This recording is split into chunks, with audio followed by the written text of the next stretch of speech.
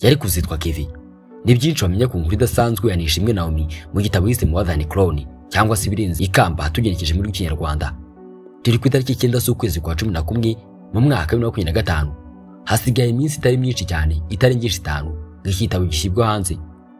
Miss Nishimwe Naomi wabaye nyampinga w'u Rwanda mu mwaka wa 2020 yahishuye ko ubwo nyina yaramutwite yibwira ko azabyara umuhungu akamwita Kevin, ndetse agaragaza ko atakuri mu buzima bwiza bw'abakene uko benshi babitekereza. Yabigarutse mu gitabo yise More Than Crown kizasohoka muri uku kwezi kwa 11, aho kigaruka ku buzima bwe busanzwe bwo kuba nyampinga w'u Rwanda, ibanga ryo kutitinya ndetse n'ibindi byafasha abana b'abakobwa.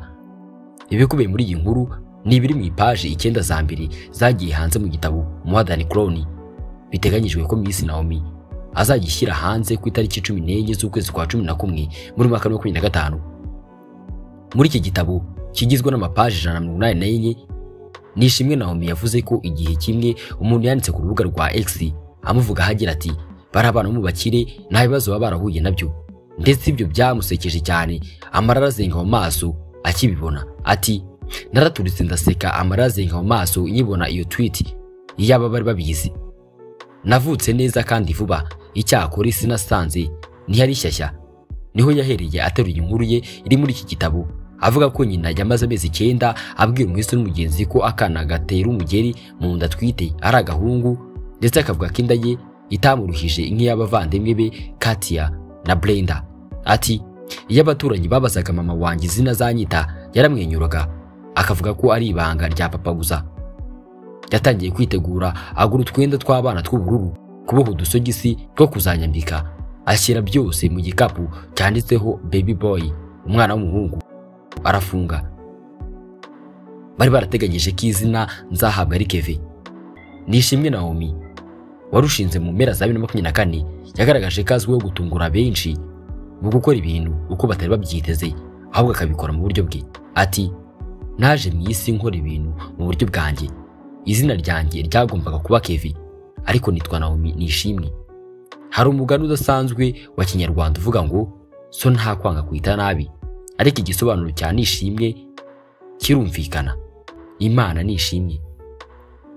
Nubwo natangiye ubuzima ntenguha ababyeyi, izina bamaye ryatumye menya ko bazankunda kandi bazanshyigikira mu nzira yose nzacamo. Se wa Nishimwe yinje mu gisirikare akiri muto, mbere y'uko umwana w'imfura Katia avuka mu mwaka w'1996. Icyo gihe ibikomere byari bikiri bibisi ku Rwanda rwari rurimo gusohoka mu gihe cya Jenoside yakorewe Abatutsi yari imaze imyaka 2 yahagaritswe. Igihugu cyari cyarahindutse umuyonga, amahoro arambye ataragerwaho, abarokotse Jenoside bagendana intimba, umubabaro n'ishavu, barihebye batazi uko ahazaza habo hazamera. Imiryango yari kigerageza gushakisha niba hari abayo barokotse, bashakisha mu nzu zahinduwe umusaka n'imyotsi nyuma yo gutwikwa, bagerageza gusana inyubako zasenywe, ari nako barwana no kongera kugira icyizere cy'ubuzima. Nishimwe avuga ko se wagize uruhare mu rugamba rwo kubohora igihugu atabaga ari hafi ya Kigali, kandi niho bari barakuriye. Yabaga akora akazi ko gufasha imiryango kongera kubonana no kwiyubaka, nubwo byamusabaga gusiga umuryango we. Ati Katia nibyo bihe by'ingume yavukiyemo. Kuza kwe mu isi byabaye mu bihe bikakaye, ariko kandi ibihe by'ubudaheranwa ku uyu munsi yimubona mu uyu munsi. Kwimura abasirikare aho bakorera akenshi bifata ibyumweru, rimwe na rimwe amezi, ndetse icyo gihe nta telefone zari zihari kandi nta n'uburyo bwo koherezanya amafaranga mu rugo bwashobokaga. Nishimwe avuga ko ibyo byatumaga atabona papa wabo kenshi. Ntiborohewe no kumenya niba papa ameze neza. Ati iyo twabaga dushaka kumenya amakuru twayakuraga kuri sogokuru. Mu buryo butangaje, sogokuru yabagaze undi muntu uri hafi y'aho papa yabaga ari gukorera. Uwo muntu akaba ari we wohereza ubutumwa cyangwa se ibaruwa igira iti ubwira umugore wanjye ko amafaranga azatinda ku kwezi, usuhuza abana banjye. Yagarutse kandi ku mibereho igoye we n'umuryango we banyuzemo muri icyo gihe, aho nta biryo bihagije babaga bafite mu rugo. Ati byari bisanzwe kurya ntuhage, byari bisanzwe gutinda kwishyura amafaranga y'ishuri cyangwa se byose ukabibura. Noheli ni kimwe mu bihe mama yaguriraga buri wese imyambaro mishya, inkweto imwe, ipantaro imwe cyangwa se ikanzu. Twashoboraga gutegereza umwaka wose tuzi ko iyo mpano idasanzwe izaza. Yego niko bimeze, umuryango wanjye wanyuze muri byinshi, twahuye na byinshi mu buryo butandukanye.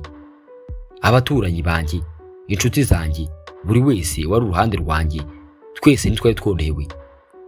Icyo gihe umuryango wa Nishimwe Naomi wabaga mu nzu y'ikigo cya gisirikare ifite imbuga yari ihagije irimo ibiti by'imyembe, indabo nyina akundaga n'imboga ndetse n'umwanya wo gukiniramo. Gusa kuri Nishimwe ngo ibyo ntibyari ubukire. Ati bishobora kumvikana nk'ubukire, ariko icyo gihe ubutaka bwari buhendutse kandi imiryango imwe n'imwe yari ifite ubutaka bunini. Kugira ubutaka bunini ntabwo byari bivuze kugira agatubutse kuri banki. Icyo gihe twari dufite ahantu hanini ho gukinira, ariko nta biryo bihagije byo kurya ngo duhage. Nishimwe yavuze kandi ko abana 5 aribo Katia, Brenda, Naomi, Trezor na Keila. Iyi umwe muri bo yashakaga igikapu cyo kujyana ku ishuri cyangwa inkweto. Nyina yicaraga akababwira ati ibyo ntabwo byihutirwa muri aka kanya. Ikihutirwaga icyo gihe cyo cyari icyizere, kubambika ndetse bakabona n'ibyo kurya n'amafaranga y'ishuri, ibindi bikaza ari inyongera. Nishimwe yavuze ko nyina akunda kubajyana mu kazi ke aho yakoraga kuri radio Umucyo, yari radio nshya ya gikristo icyo gihe, ndetse byari amahirwe iyo iwanyu babaga bafite akazi bakuboneraga iby'ingenzi. Ati iyo mama yabaga ari kudukorogera igikoma yatubwiraga ko Yesu ari we muti w'ibanze, hagakurikiraho kujya kwa muganga, ibindi byose biza nyuma. Hari urwaye, senga. Niwabonye ibyo kurya bya nijoro, senga. Nishimwe Naomi yavutse se yagiye kureba umukino wa APR FC. Muri iki gitabo Nishimwe yashimangiye ko batigeze babaho mu buzima buhenze icyo gihe, ndetse bagobotswe n'isoko rya Air Force Army Force Shop, cyangwa se rya soko tuzi rya gisirikare rituma ibiciro bihenduka kandi bikagira karite nziza mu bijyanye n'ibicuruzwa byaho. Byabafashaga kuri byose bakenera mu rugo ku giciro gito. Ati ntabwo nabyumvaga nk'umwana, bwari ubuzima busanzwe, ariko nsubije amaso inyuma nkareba iby'ingenzi n'ibindi byinshi abanyarwanda benshi muri twebwe twakeneraga, namenye neza uburyo byadufashije ndetse n'indi miryango yabayeho mu mutuzo. Yakomeje avuga ko umunsi umwe nimugoroba ubwo nyina yari amutwite, se yari yaruhutse ariko bagiye Nyamirambo gufana ikipe ye yakundaga ya APR FC. Ngo icyo gihe kandi murumuna wa nyina witwa Nadine nawe yari yaje kubasura, azamara icyumweru kimwe. Nibwo yagiye ku bise bya mbere abona isura iramenetse, yikinga igitenge nta kindi ategereje, ahamagara imodoka ya taxi mu baturanyi. Mama yari yafashe kuri cya gitenge yakomeje asaba Imana guhumeka. Icyo gihe papa yari yatangiye kuva muri stade i Nyamirambo, anyura ku bafana yihuta, ndetse n'ikipe ye yatsinze yitegura indi ntsinzi iri hafi kuza. Se yahagaritse moto yiseuza umumotari ko aza kumukubira kabiri ayaramwishyura naramuka yihuze cyane mu mihanda y'igitaka. Banyura mu mihanda ya Kigali, banyura mu biti byara hafi y'umuhanda n'abacuruzi ba hafi aho, banyura mu bana barimo bakina ya mipira ya karere. Ati amaboko ya papa yari yafashe ku ntebe ya moto byakomeje cyane kugira ngo yirinde impanuka kandi bihute. Imihanda ya Kigali ntabwo yari irimo kaburimbo. Akihagera inkweto ze zari zahindutse ibara kubera ivumbi, ishati yo yari ayifite ku rutugu, afite n'icyuya cyinshi. Nishimwe avuga ko se yasimbutse kuri moto atambika mu kirongozi cy'ibitaro atazi neza ahari. Ati ikirongozi cy'ibitaro cyanukagamo imiti, yihanaguye icyuya mu gahanga akoresheje ukuboko ahumekera hejuru, asinukira urugi rw'aho ababyeyi babyarira nk'uwari uhagereye igihe. Gusa yari akererewe cyane, cyangwa se yahageze mu gihe gikwiye bitewe n'uburyo ubibona. Nyina wa Nishimwe yari aryamiye imisego y'ubururu, imisatsi ye migufi yuzuye ibyuya by'umurinaniro, mu gihe Tantine Nadine yamuhanaguraga mu maso buhoro buhoro. Ati mu biganza bye uwari mu biringiti by'ibitaro yari njye.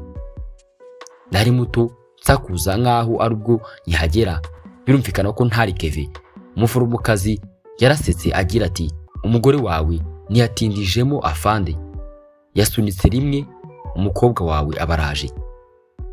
Yakomeje agira ati papa yegereye imbere agihumekera hejuru, afata ikiganza cya mama buhoro aravuga ati niba yihuse gutya aza, abivuga amwenyura gake, reka dusengere azajya agabanya rimwe na rimwe.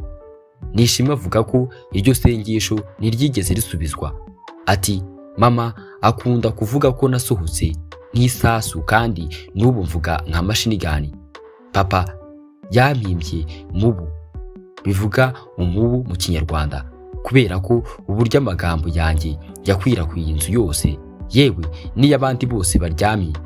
Izina ryaramfashe, nuba budufitanye isano baransuhuza bagira bati mubu wacu, ndetse ijwi ryo mu buto riranseze cyane. Iyi ni incamake y'ibyo Naomi yavuze bikubiye mu gitabo cye yise More Than Clown cyangwa se Ibirenze Ikamba. Byinshi ushobora kuzabimenya igitabo nigisohoka ku itariki 14 z'ukwezi kwa 11 muri 2025. Nge mwabanye muri iki kiganiro Tutsenyumva Olivier, ndabashimira ko mwakomeje kuba natwe kandi mukabudasiba kudukurikira buri ko dushyizeho ibiganiro kuri ino channel yacu. Naho utaha.